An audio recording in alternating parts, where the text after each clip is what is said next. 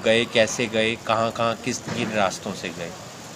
मैं 2019 में गया था जनवरी में डोंकी के रास्ते से, और 2020 में वापसी आया था। क्या रास्ता था, आप क्यों गए, एजेंट कहाँ से, कैसे, कितने पैसे?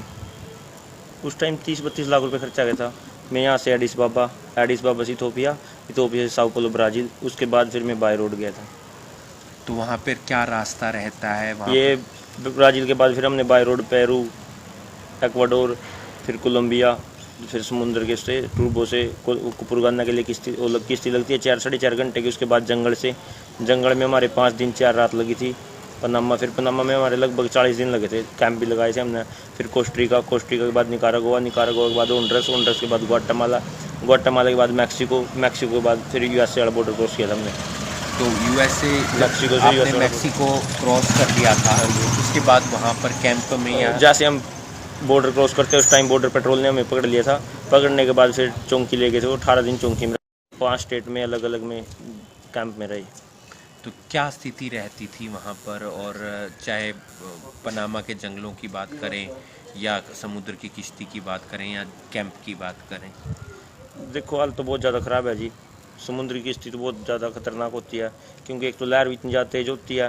बंदे यार छोटी सी किश्ती के अंदर 40-40 बंदे को बिठा के ले जाते हैं, बहुत परेशानी होती है उसमें। फिर उसके बाद जो जंगल है उसमें कुछ खाने को नहीं मिलता, अपना सामान रखते हैं बंदे साथ में, जो भी होता है। माफिया वगैरह हाँ, का? माफिया तो मिलता ही है जी। जैसे लूटपाट होती है, जितने बंदे होते हैं ना सभी अब डॉलर ले लेते हैं, जितने जिसके पास डॉलर होते हैं सामान छीन लेते हैं, जो उनको कीमती सामान लगे। क्यों पैकिंग करते जाते हैं। हैं युवा? कोई खास वजह होती है? आपका क्या कारण था?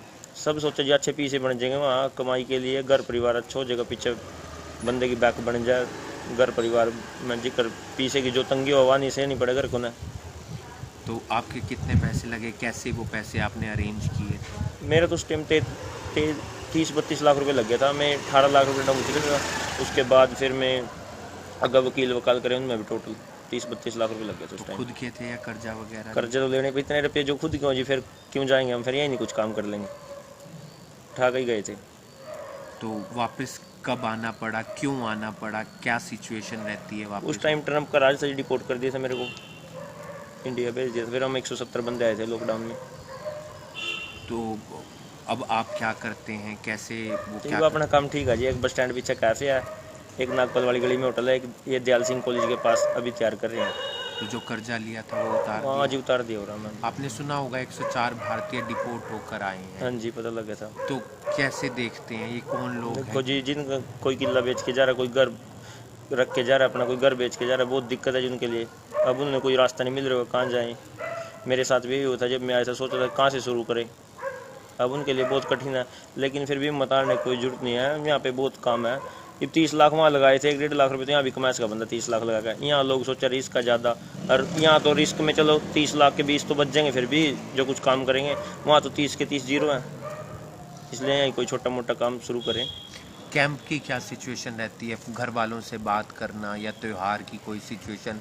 क्योंकि बहुत सारे लोग 10-10 महीने से गए हुए थे और अब एकदम से वापस आ गए। उनकी जिनकी दिवाली भी जेल के अंदर में नहीं होगी, उनके घर पीछे दिवाली भी नहीं मनी होगी, जो जेल के अंदर थे, उनके लिए तो बहुत, परिवार के लिए बहुत कठिनाई है। आपके साथ भी ऐसी सिचुएशन? मेरे साथ भी ऐसी हुई थी जी।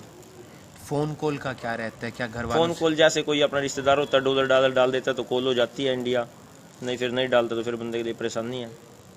अब ऐसी सूचना मिली थी कि कई लोगों ने दीवार टप ली थी, लेकिन वहाँ वो कैंप में थे और उसके बाद वहाँ से डिपोर्ट कर दिया, ऐसा ही होता है? हाँ जी, ऐसा ही होता है। जैसे दीवार टपने के बाद जो जज होता है वो नहीं बॉन्ड दे तो बाहर नहीं निकलते, तो फिर वापसी भेजते हैं। कुछ अपील करना चाहेंगे आप? 1 साल पहले आ गए थे, मतलब भाई देखो, डिप्रेशन में जाना नहीं है किसी को भी, अपना काम छोटा मोटा काम शुरू करो। ये ऐसे नहीं है कि भाई ज़िंदगी यहीं ख़त्म हो जाती है, उतार चढ़ाव चलते हैं ज़िंदगी में। अपनी नई जीवन की शुरुआत करो। तो क्या आपको दोबारा कभी जाने का मन किया? ना जी, अपना काम तो ठीक है, यहाँ अपन जाने दोबारा। आपसे कुछ लोग राय भी लेते होंगे, जाना चाहिए या नहीं जाना हम चाहिए? तो जिस पर अपना घर का पैसा क्यों जाओ भाई, यहीं कुछ छोटा मोटा काम करो। ये कहीं सोचते भाई हमारे पास तो अब यहाँ एंडिंग अगर वहाँ जाकर ज़िंदगी शुरू होगी तो फिर अगले की इच्छा हम तो बता ही सका बंद होता है। कितना प्रोसेस लगा था, कितने दिन लगे थे आपको दीवार कूदने, यहाँ से निकल? मेरे को 4 से 5 महीने लगे थे डोंकी में। 4 से 5 महीने दीवार कूदने हाँ में। जी। कौन कौन से देश आपने क्रॉस किए थे? मैं यहाँ से देखो एडिस बाबा, ब्राज़ील, फिर उसके बाद पेरू, इक्वाडोर, कोस्टारिका ना, कोलंबिया, फिर Panama, Costa Rica, Nicaragua, Honduras, Guatemala, Mexico.